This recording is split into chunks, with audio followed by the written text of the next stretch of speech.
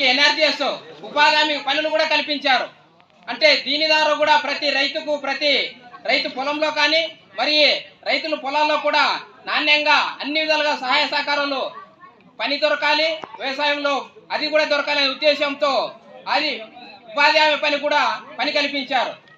కాబట్టి ప్రతి దాంట్లో మరి రైతన్నలకు కూడా ఎరువుల్లో కానీ విత్తనాల్లో కానీ సబ్సిడీ రూపంలో కానీ అగ్రికల్చర్ ఏవో సార్ గారు చెప్పినట్లుగా ప్రతి దాంట్లో నాణ్యతలో సబ్సిడీ రూపంలో డ్రోన్ కెమెరా కూడా అందరికీ రైతులకు ఇందాకే పొలంలో చూపించారు.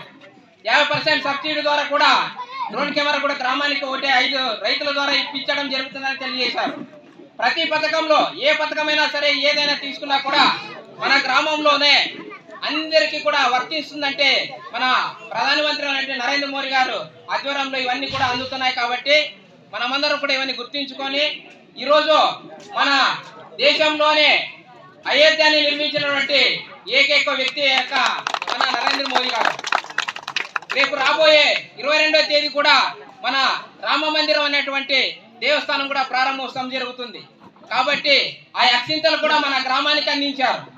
మొన్ననే మన గ్రామంలో కూడా ఇవ్వడం జరిగింది. మనము అయోధ్యకి వెళ్ళలేము కాబట్టి దూరం వెళ్ళలేము కాబట్టి మన గ్రామానికి అయోధ్యతో పూట అక్షింతలు బియ్యము ఇచ్చారు. ఆ రోజు మనం అందరం కూడా గ్రామంలో మన ఇంటితో దేవస్థానము జగిలి ఉంటుంది, అక్కడ పూజ చేసి మనం అక్షింతలు అక్కడే వేసి మన తల దాని గురించి గవర్నమెంట్ అధికారుల ద్వారానే ప్రజల్లోకి ఈ సంక్షేమాలు ఏమేమి ఉన్నాయో వెళ్ళాలని ఈ కార్యక్రమం నిర్వహించడం జరిగింది. ఇప్పటి వరకు ఉజ్వల్ గ్యాస్ కలెక్షన్స్ 109 శాంక్షన్ చేశారు పిల్లల గ్రామానికి ఒకటే. అదేవిధంగా ఆయుష్మాన్ భారత్ కార్డు వచ్చేసి ఒక కుటుంబానికి 5 లక్షల రూపాయలు. మీరు ఎక్కడైనా చికిత్సలు పొందవచ్చు. హాస్పిటల్ ఖర్చులకి 1 ఇయర్కి 5 లక్షల రూపాయల వరకు ఉచిత హాస్పిటల్ ఖర్చు భరిస్తుంది. అది కేంద్ర ప్రభుత్వం నరేంద్ర మోడీ గారి ఆయుష్మాన్ భారత్ కార్డు కింద మీ అందరికి కార్డులు అందజేస్తుంది. 24 ఇప్పటి వరకు